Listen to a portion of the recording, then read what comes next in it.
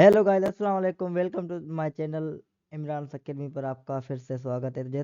जैसे मैंने आपको कहा था कि नेक्स्ट वीडियो जो है बायोलॉजिकल मॉलिक्यूल्स पर बनाई जाएगी, तो 2 दिन के बाद मैं ये वीडियो बना रहा हूँ। मैंने ग्रुप में भी कह दिया था कि ये चैप्टर्स आप पढ़ लें, फिर इसके एमसीक्यूज डिस्कस करेंगे। तो लेट्स स्टार्ट द वीडियो। और इस वीडियो में जो एमसीक्यूज होने वाले हैं ना, वो आई थिंक के 200 के करीब हैं।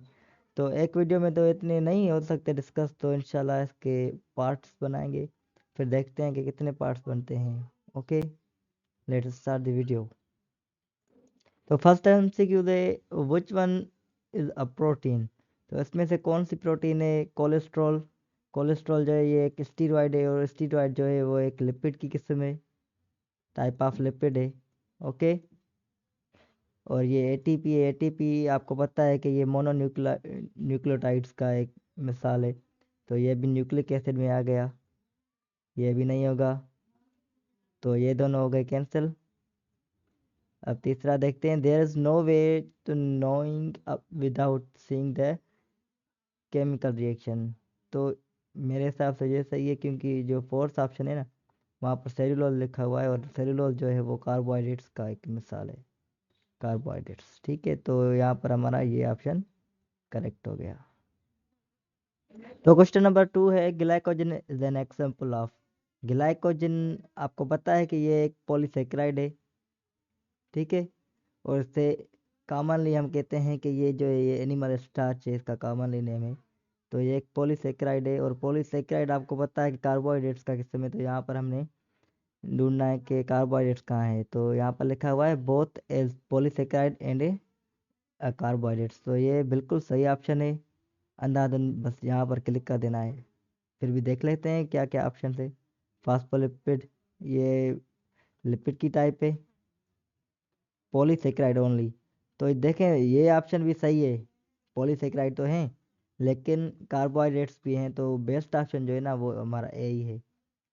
और यहाँ पर डी ऑप्शन है सिर्फ कार्बोहाइड्रेट्स। तो सिर्फ कार्बोहाइड्रेट्स भी नहीं है, सिर्फ पॉलीसेकेराइड भी नहीं है। अगर दोनों ऑप्शन आते हैं, कार्बोहाइड्रेट्स भी है और पॉलीसेकेराइड भी है, तो A option is the correct option. तो नंबर 3 क्वेश्चन है, ट्राइग्लाइसराइड इज अ। ट्राइग्लाइसराइड आपको पता है कि 2 किस्म के होते हैं, एक होता है फैट और एक होता है ऑयल। और वो जो है ना मिसाल है लिपिड्स की, ट्राइग्लाइसराइड। तो यहाँ पर देखें, protein, simple sugar, no, nucleic acid.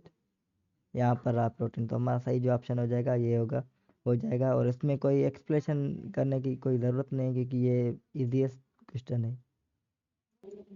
Question number 4, which is an organic molecule. तो इसमें से कौन सा ऑर्गेनिक मालिक्यूल है, बस हमें यही ढूंढना है कि यहाँ पर ऑर्गेनिक मालिक्यूल कौन सा है। तो यहाँ पर है NO3। आपको पता है कि ये जो है एक ऑर्गेनिक मालिक्यूल नहीं है, ये एक पोलर हो जाएगा, क्योंकि ये ऑर्गेनिक नहीं है। हमें ऑर्गेनिक ढूंढना है जो हमारी किसी भी लिविंग बॉडी के अंदर सिंथेसिस हो सके, उसको कहते हैं हम ऑर्गेनिक मालिक्यूल्स। तो वाटर, वाटर हमें बाहर से मिलता है, तो ये भी नहीं होगा। ये देखें, ये जो फार्मूला है ना, ये फार्मूला है हमारा ग्लूकोज का।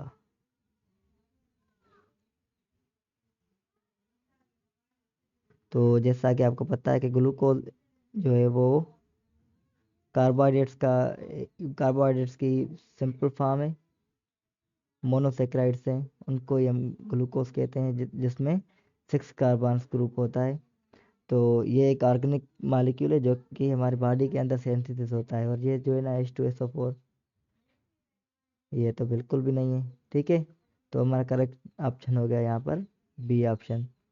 तो क्वेश्चन नंबर 5 है, which class of molecules is a major component of cell membrane. तो इसमें से कौन सा कंपाउंड जो है वो सेल मेम्ब्रेन का मेजर कंपोनेंट है। तो ऑप्शन देख लेते हैं। सेल्यूलोज, नहीं, सेल्यूलोज होते हैं लेकिन मिक्स फॉर्म में, जैसे कि ग्लाइकोप्रोटीन, ग्लाइकोलिपिड, ऐसे रिसेप्टर्स जो लगे हुए होते हैं। वैक्स, नहीं, वैक्स तो बिल्कुल भी नहीं होते। ट्राइग्लाइसराइड हाँ मौजूद होते हैं लेकिन सेल मेम्ब्रेन में नहीं। तो the correct option is phospholipid, क्योंकि फास्फोलिपिड जो है ना उसका अहम किरदार है सेल मेम्ब्रेन बनाने में। और ये जो है ना इसके हिसाब से ही सेल परमिएबिलिटी देखी जाती है कि सेल कितना परमिएबल है। अगर फास्फेट का अमाउंट ज़्यादा तो परमिएबिलिटी भी ज़्यादा। ये भी आपको याद करना होगा कि सेल मेम्ब्रेन की वजह से सेल परमेबिलिटी भी इंक्रीज होती है। ओके, क्वेश्चन नंबर 6 है peptide bonds are found in. Peptide bonds ये तो कॉमन क्वेश्चन है, ये होता है हमारे प्रोटीन्स में। तो दूसरे ऑप्शन देखने की जरूरत नहीं। लिपिड्स लिपिड्स में जो है ना ट्राइग्लाइसराइड होते हैं, फैटी एसिड्स होते हैं। तो ये नहीं है। इनऑर्गेनिक कंपाउंड्स में तो बिल्कुल भी नहीं है। कार्बोहाइड्रेट्स में जो है ना ग्लाइसरोल मॉलिक्यूल होते हैं। ओके, तो हमारा करेक्ट ऑप्शन है ए। तो क्वेश्चन नंबर 7 है glycerol is the backbone molecule of. मैं ऊपर बता चुका हूँ कि ग्लाइसरोल से हमारे जो है कार्बोहाइड्रेट्स बनते हैं। ग्लाइसरोल जैसे वहाँ पर पेप्टाइड लिंकेज था, यहाँ पर ग्लाइसरोल जैसे खास करके हमारे कार्बोहाइड्रेट्स बनते हैं। तो यहाँ पर एटीपी एटीपी जो है वो न्यूक्लिक एसिड की एक फॉर्म है, मोनो न्यूक्लियोटाइड्स है। ग्लाइसराइड्स ये लिपिड की फॉर्म है। Okay, DNA again nucleic acid. तो यहाँ पर हमारा जो ये ऑप्शन है ना कि डायसैकेराइड्स। तो नहीं नहीं, रुके रुके रुके रुके, ग्लाइसरोल हो रहा है यहाँ पे, ग्लाइसरोल कह रहे हैं। ग्लाइसरोल जो है ना वो ट्राइग्लाइसराइड्स में होता है ना। ग्लाइसरोल का एक मॉलिक्यूल होता है, एक ग्लाइसरोल होता है, एक ग्लाइसरोल। और 3 जो है ना वो फैटी एसिड्स होते हैं।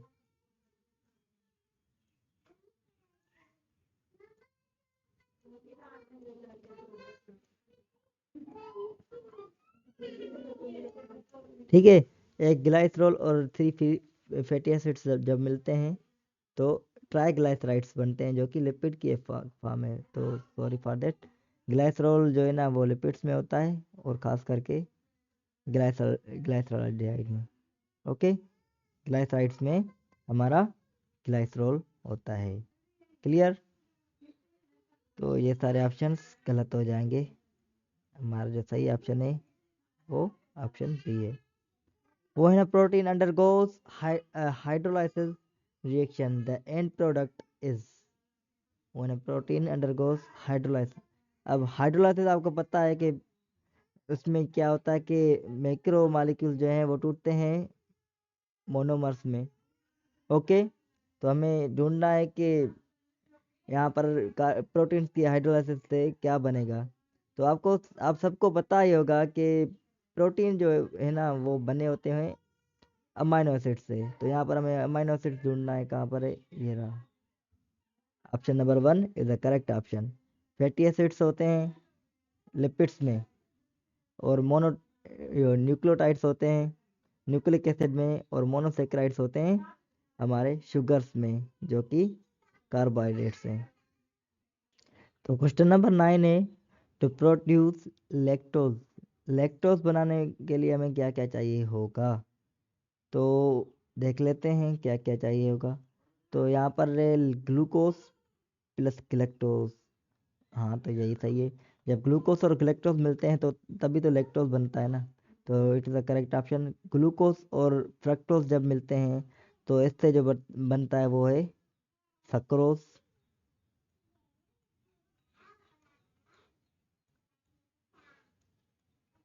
ये आपको सारे जो है ना याद कर लेने हैं कि जब ग्लूकोज और फ्रक्टोज मिलता है तो सक्रोज बनता है, ग्लूकोज और ग्लैक्टोज मिलते हैं तो लैक्टोज बनता है, और इसी को कॉमनली हम कहते हैं milk sugar.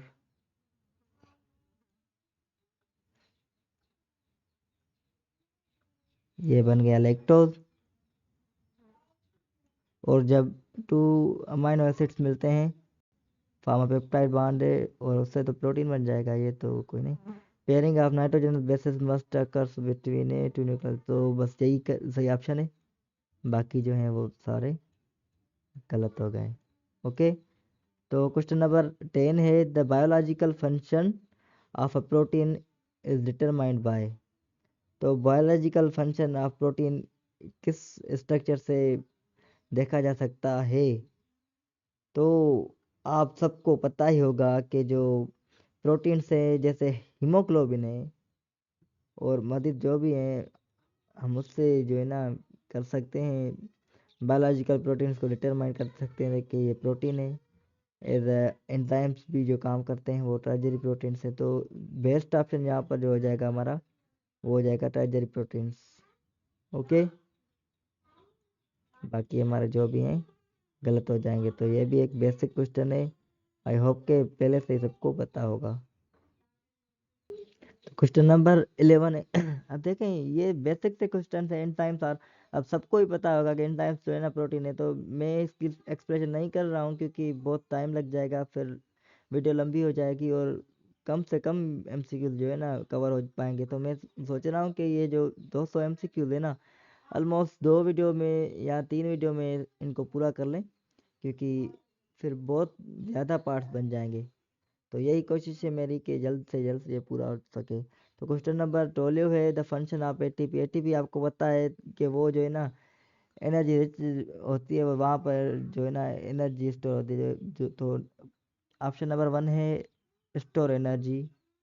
Act as the enzyme तो बिल्कुल नहीं। Determine the function of cell है नहीं। Act as the template for reproduction of protein ने। तो आपको अंदाज़ा लग गया होगा कि हमारा जो सही ऑप्शन है वो स्टोर एनर्जी है। एनर्जी रिच मॉलिक्यूल है एटीपी। ओके, तो क्वेश्चन नंबर 13 है all organic compounds contains the element. तो हर ऑर्गेनिक कंपाउंड में कौन से एलिमेंट्स हैं जो पाए जाते हैं। ऑर्गेनिक कंपाउंड्स की अगर बात चले तो वहाँ उसमें हम देखते हैं कार्बन और हाइड्रोजन।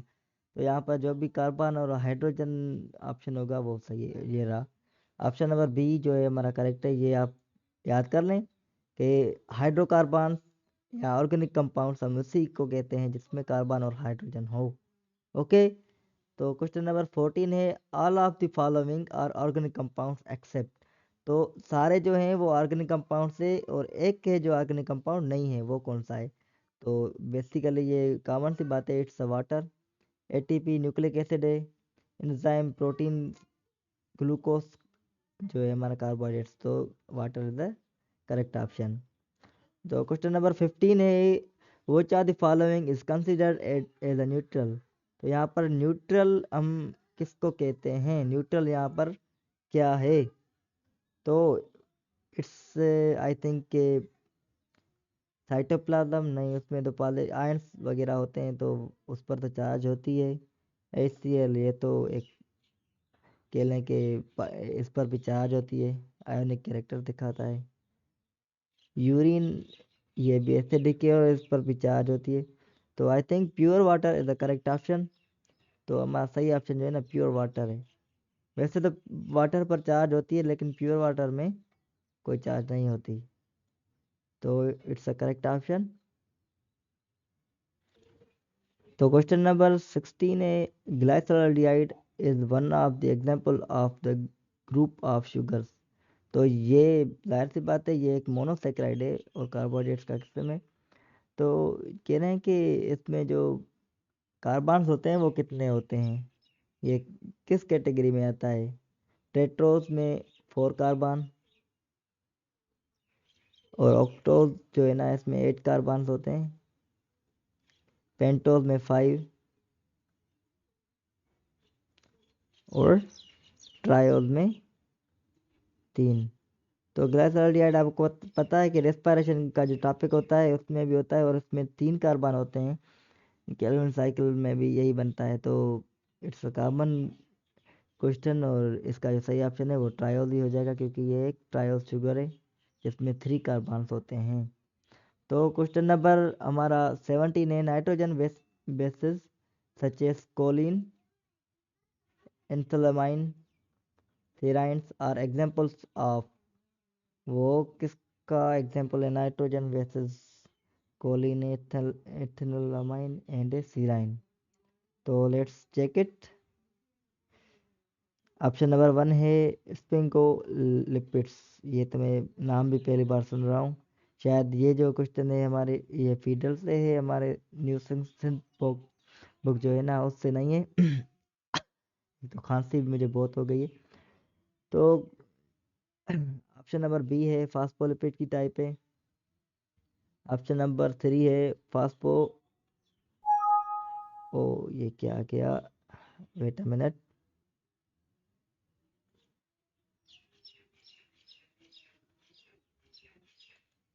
हाँ तो हम कहाँ थे, फास्फो टाइडिकोलाइन,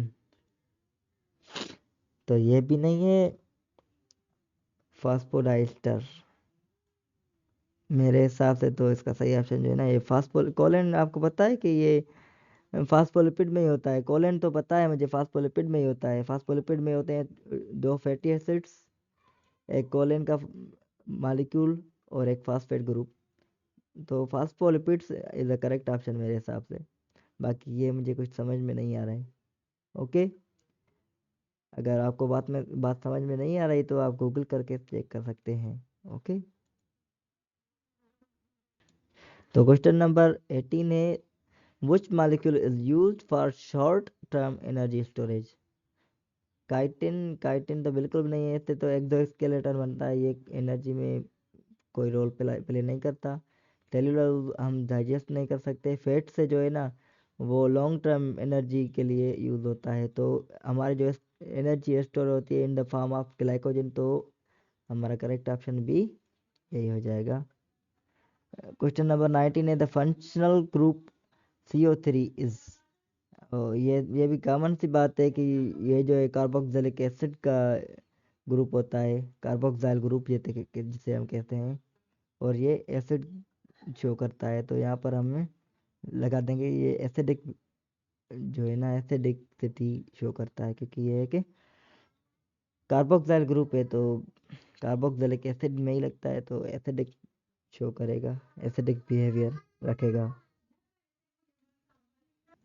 तो क्वेश्चन नंबर 20 है वो चाप दी एन एग्जांपल ऑफ हाइड्रोलाइसिस। तो इसमें से हाइड्रोलाइसिस का कौन सा मिसाल है। तो हाइड्रोलाइसिस में क्या होता है कि एडिशन ऑफ वाटर होता है, और उसके नतीजे में जो मैक्रो मॉलिक्यूल्स हैं वो टूटते हैं मोनोमर्स में। ओके, तो यहाँ पर ढूंढते हैं पहले कि मैक्रोमर्स यहाँ पर कौन से हैं। तो amino acids and amino acid नहीं, ये तो मोनोमर्स हैं।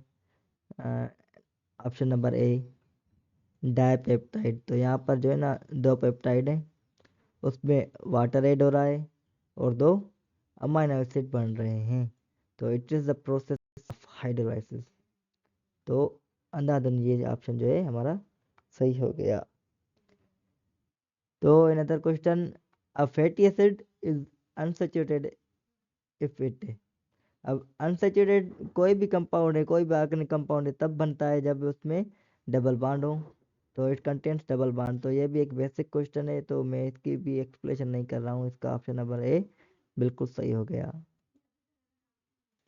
तो क्वेश्चन नंबर 22 है which is not a lipid. तो इसमें से लिपिड कौन सा है वो ढूंढना है। तो this is option polysaccharide, carbohydrates, steroids जो है मैंने बताया कि ये भी एक लिपिड की फॉर्म है। वैक्स जो है ये भी लिपिड है। फैट जो है ये भी है कि ट्राइग्लिसराइड है जो कि एक लिपिड की फॉर्म है। तो हमारा सही ऑप्शन जो हो गया वो है option number A. Nucleotides contents, nucleotides में क्या क्या होता है। तो पेंटोस शुगर होता है, एक नाइट्रोजनस बेसिस होता है और कार्बन नहीं। ऑप्शन नंबर बी देख लेते हैं, शुगर नाइट्रोजन कंटेनिंग बेस, हाँ ये सही है। एंड है फास्फेट ग्रुप, तो ये हमारा जो ऑप्शन है ये बिल्कुल सही हो जाएगा, क्योंकि न्यूक्लियोटाइड का जो स्ट्रक्चर होता है ना वो ऐसे होता है। ओ ये सही नहीं बन रहा, क्या बन गया। अ, तो बनाते हैं फिर से। ऐसे एक कार्बन, दो, तीन, चार, और ये पाँच, एक दो तीन चार पाँच। ओके, ये पांच कार्बन रिंग हो गई जिसको हम पेंटोस शुगर कहते हैं। और इसके कार्बन नंबर 1 पर जो है ना वो नाइट्रोजनस बेस लगा हुआ होता है। ठीक है, और कार्बन नंबर जो 5 है उस पर एक फास्फेट ग्रुप लगा हुआ होता है। यहाँ पर फास्फेट ग्रुप और यहाँ पर एक नाइट्रोजनस बेस। 2 रिंग्स वाली होगी तो प्यूराइंस उसे कहेंगे, अगर सिंगल रिंग की है तो उसे हम परमिडाइंस कहेंगे। ओके, तो ये स्ट्रक्चर होता है एक न्यूक्लियोटाइड का। अगर हम यहाँ से फास्फेट ग्रुप जो है ना हटा लें तो इसको फिर हम न्यूक्लियोटाइड नहीं न्यूक्लियोसाइड कहेंगे। ये भी आप याद कर लें क्योंकि ये भी क्वेश्चन आते हैं। तो हमारा सही ऑप्शन जो हो गया वो ऑप्शन नंबर बी हो गया। ओके, क्वेश्चन नंबर 24, एटीपी क्या है?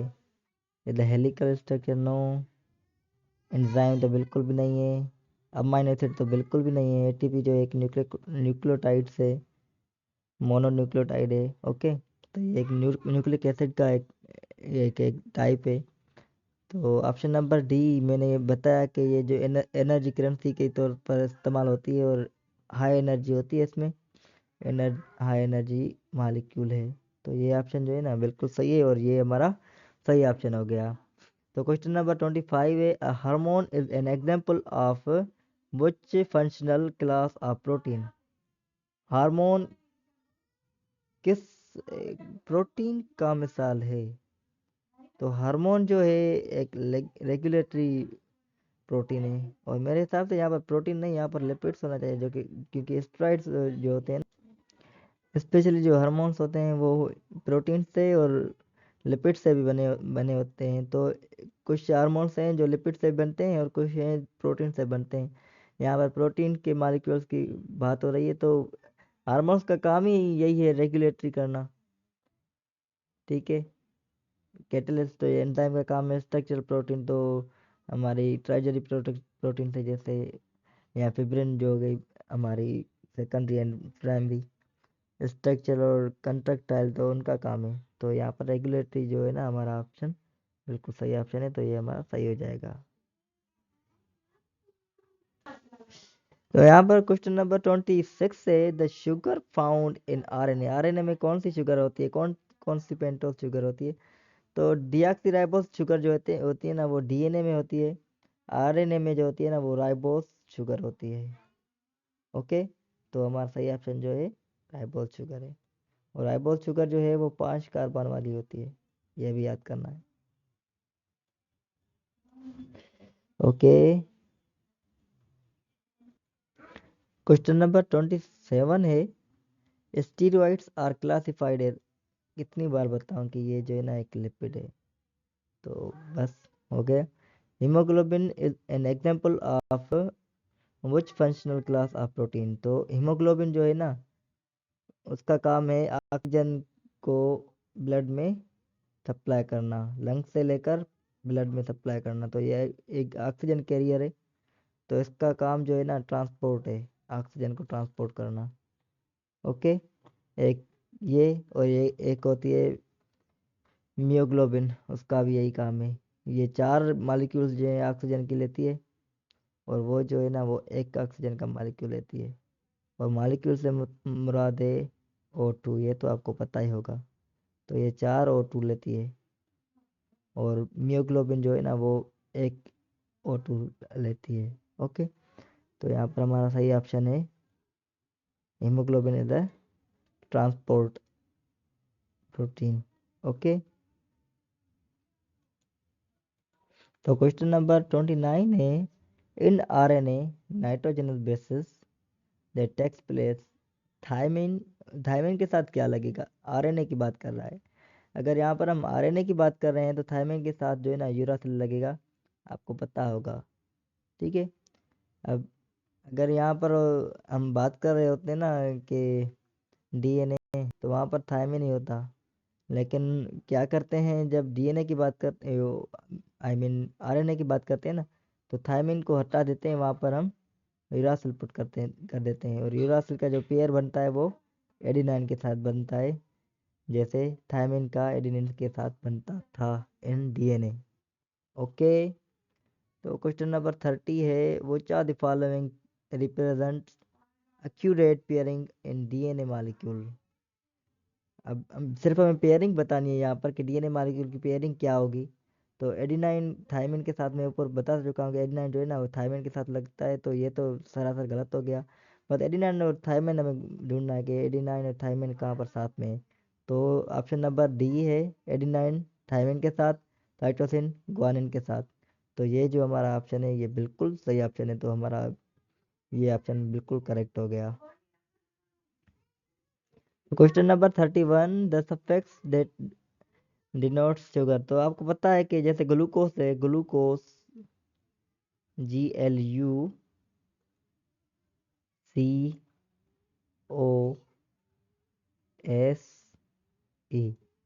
तो जो भी हैं, जितने भी हैं शुगर्स कार्बोहाइड्रेट्स, उनके लास्ट में जो है ना OSE होता है। तो ये OSE जो है ना ये कार्बोहाइड्रेट्स या शुगर का है ना ये सफिक्स है।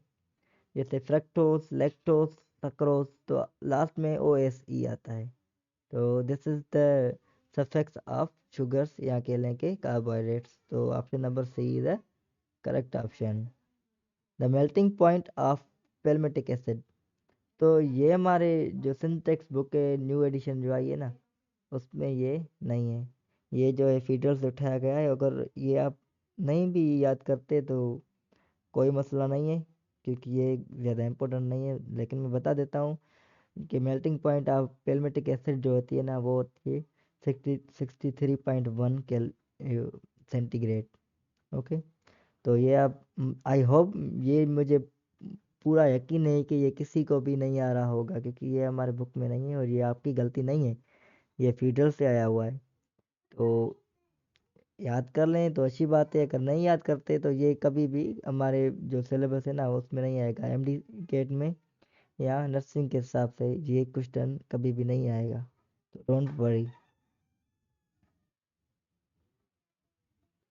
क्वेश्चन नंबर 33 है, पोलर मालिक्यूल्स। पोलर मालिक्यूल्स में क्या होता है, चार्जेस होती है। तो बस यही यही देखना है कि चार्जेस कहाँ पर है पॉजिटिव चार्ज है एट वन पोल, एक साइड पर पॉजिटिव चार्ज एंड एक साइड पर नेगेटिव चार्ज। तो यही तो है हमारे पोलर मालिक्यूल्स को हम आयोनिक मालिक्यूल्स भी कहते हैं। तो this is the correct option. Option number B देख लेते हैं, are found at the end of other molecule. नहीं, ये भी बिल्कुल गलत है। और are pointed at both ends, नहीं, ये भी गलत है। नन ऑफ दिस, तो ये भी नहीं होगा। बस ये जो है ऑप्शन वन है ये बिल्कुल सही है, तो ये हो जाएगा। Question number 34, metabolic activity includes. Metabolic activity में क्या क्या आ जाता है। क्वेश्चन नंबर हमारा ये है 34। तो फोटोसिंथेसिस, ये भी एक एनर्जी इसमें बनती है, तो ये भी एक मेटाबॉलिक एक्टिविटी है, और इसके नतीजे में भी वाटर प्रोड्यूस होता है और कुछ हीट भी रिलीज होती है। तो डाइजेशन, ये भी एक प्रोसेस है जो कि एक मेटाबॉलिक एक्टिविटी शो करता है। Respiration, breakdown of food to produce energy, और ब्रीथिंग को भी रेस्पिरेशन कह लेते हैं। लेकिन जो असल रेस्पिरेशन की मीनिंग है ना, breakdown of food to produce energy है, ये याद रख लेना आप लोग। ठीक है। तो यहाँ पर हमारा जो ऑप्शन हो जाएगा वो हो जाएगा option number D, all of this, क्योंकि ये सब मेटाबॉलिक एक्टिविटीज शो करते हैं। तो question number 35, large molecules with skeleton of carbon atoms are said. अब कार्बन कार्बन बॉन्डिंग जो होती है, कोवलेंट बॉन्डिंग, ये होती है हमारी ऑर्गेनिक मॉलिक्यूल्स। अब जो भी देखेंगे ना अब, तो कार्बन कार्बन बॉन्डिंग होती है उनमें, तो उनको कहते हैं हम ऑर्गेनिक मॉलिक्यूल्स। तो ऑप्शन नंबर डी आपको दिख रहा है, this is the correct option. Carbonic, नहीं ये नहीं है। कार्बोक्सिलेट, ये भी नहीं है। इनऑर्गेनिक तो बिल्कुल भी नहीं है, जिसमें कार्बन बॉन्डिंग होगी, कार्बन एंड हाइड्रोजन बॉन्डिंग होगी ना, या कार्बन कार्बन बॉन्डिंग होगी, वो जो है ना हमारे ऑर्गेनिक मॉलिक्यूल्स होते हैं। तो this is the correct option. तो क्वेश्चन नंबर 36 है, the combining capacity of an atom और ion is called. Combining capacity of, अच्छा, अब दो एटम मिलेंगे तो क्या बनेगा, उनके बीच में क्या बनेगा, बॉन्ड ही बनेगा ना। तो यहाँ पर हमें देख लेना है कि बॉन्ड कहाँ, पीएच नहीं, एलिमेंट बैलेंस नहीं, नहीं नहीं, वैलेंसी पूरी करते हैं वो तो केमिस्ट्री का रूल है, लेकिन जब दो एटम बनेंगे तो उनके बीच में बॉन्डिंग ही होगी। तो यहाँ पर हमारा जो सही ऑप्शन हो जाएगा बॉन्डिंग कैपेसिटी, नहीं ये भी एलिमेंट बैलेंस।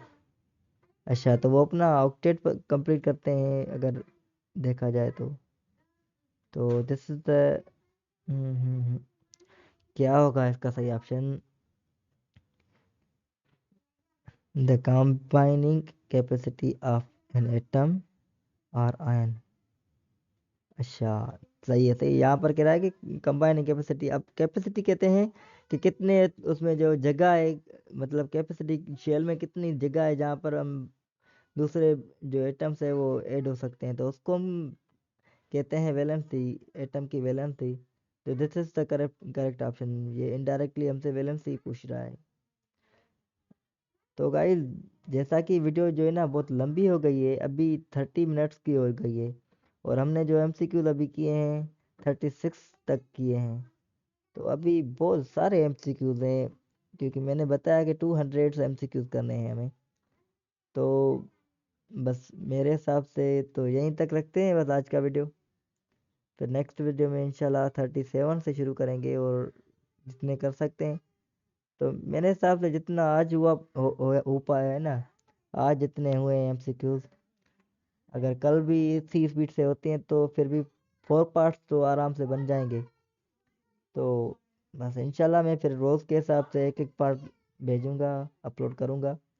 तो देखते रहें मेरा चैनल, एंड प्लीज़ अपना प्यार दिखा दें। Subscribe to my channel, like कर दें, कमेंट कर दें, और अपने दोस्तों को भी शेयर कर दें, ताकि वो भी इससे फ़ायदा उठा सकें और ये एमसीक्यूज हल कर सकें। तो अभी तक के लिए इतना ही। मिलते हैं नेक्स्ट वीडियो में। तब तक के लिए अपना बहुत सारा ख्याल रखना और दुआओं में याद रखना। अल्लाह हाफिज़।